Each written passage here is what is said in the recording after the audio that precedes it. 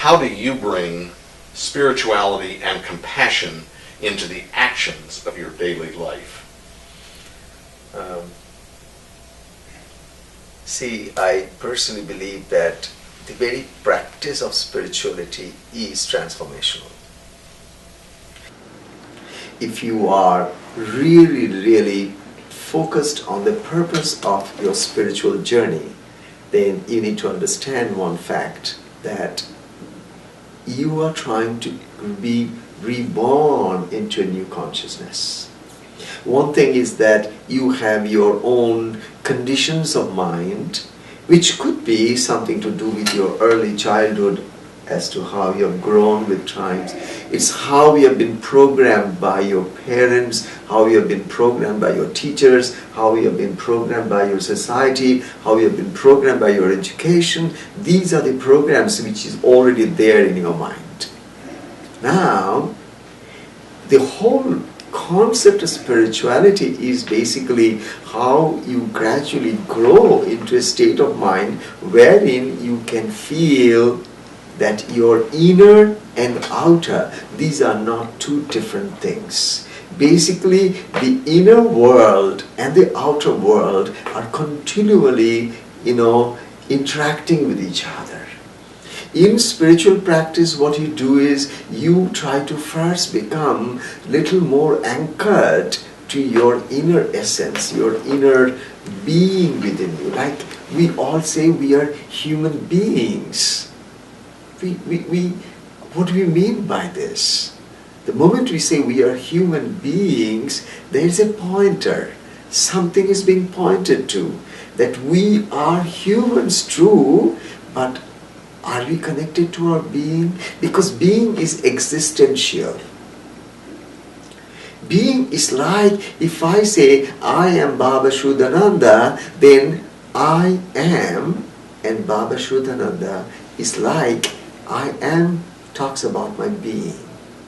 Because that amness is existential.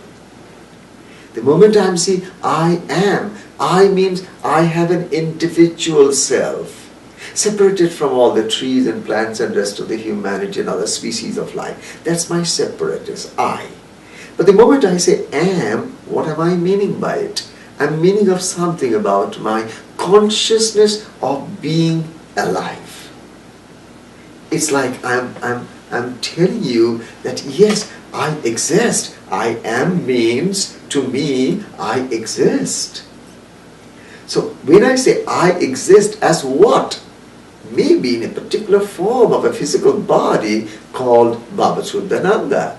But the real essence in spiritual perspective is that the moment you move into spiritual life, you try to realize the deeper depths of this feeling of I amness.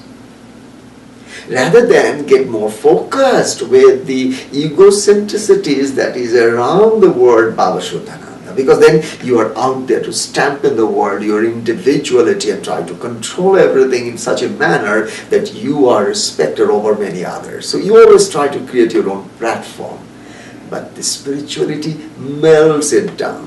Why? Because it brings your focus from the out to the in first.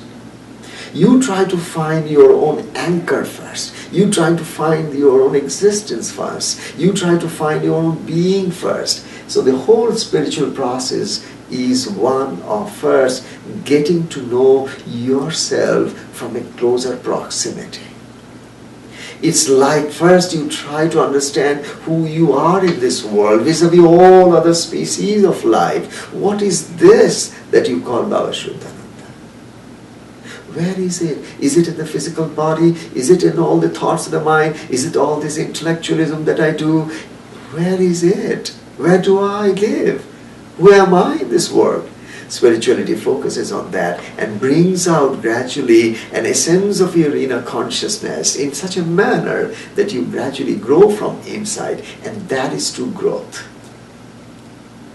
That is true growth, which has nothing to do with your age and the physical body's aging process, because then you are growing in consciousness. Spirituality is nothing but the process of inner growth of consciousness to a plane where you know that the external things will no longer hurt you anymore. Because these are unpredictabilities of life. Circumstances and situations never remain the same in our life. It changed every space and every sphere of our life. When we were kids, we had a different attitude to our life. When we went into adolescence, we had a different attitude to life. When we went into youthhood, we had a completely different perception of life. So it's a continual changing phenomenon inside of me. Not that the external world is changing. Even I have changed so much. Physically, mentally, emotionally, intellectually, I've gone through this process of changes. But the whole idea of spirituality is to first know, is everything that is changing in the world outside, is everything that is changing in the world that is inside, is that the reality? Or hidden behind this veil of continual flux of changes, which is the world of relativity, is there anything that is a deeper science which will be to gradually move towards this source? I think that's the search for all the scientists in the world. What is the source of ultimate matter, which particle or whatever it is, and they call it God particle today, they will call it something else tomorrow as they explore more deeper into it. I think between a spiritual scientist and the physical scientist, there is not much difference, because both of them are exploring. Maybe the one that is physical scientist, the physicist, they are open to the outside space. And the spiritual scientist is the one who in the laboratory of his body and mind is first exploring the inner. And only when that person is able to find the inner, and in that the essence and the reality of it, and then finds, oh my goodness, everything is spirit, everything is energy. And that's exactly what the scientists are talking about. They're saying it's all energy, it's all space. What's the difference between the findings of a scientist and a spiritualist? There's no difference. But yes, there's a huge difference. And that difference is, even after finding this reality, the scientist remains the same, because there is not any subjective transformation. But of course, when a spiritual scientist or a spiritual seeker, when he or she goes through the process of inner introspection and inner awakening, what happens is gradually all those childhood, adolescence, youth, and all this conditioning of the mind and brain and all that wearing is completely reorganized, restructured in such a manner that a new world emerges out of your physical world.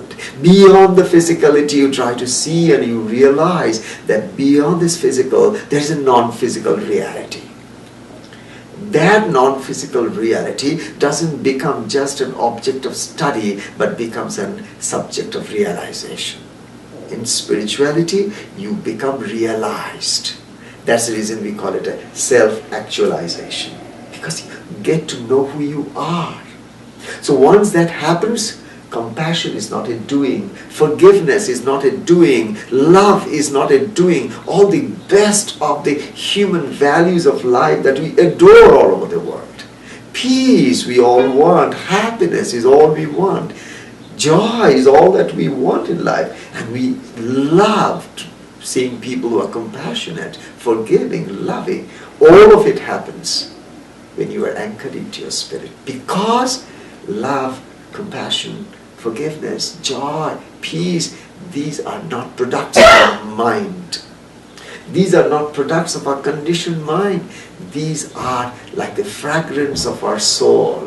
When the mind is anchored, is connected to the soul, then the mind also starts becoming luminous. It starts to become illumined. And that illumined mind is not a lower mind, it's a higher mind. And the illumined mind is not a separate mind, it's an universal mind, a cosmic mind. As a result, what happens is this: spirituality is something which brings forth our innate divinity into manifestation. then compassion, love, it just flows through us. We don't have to do it anymore.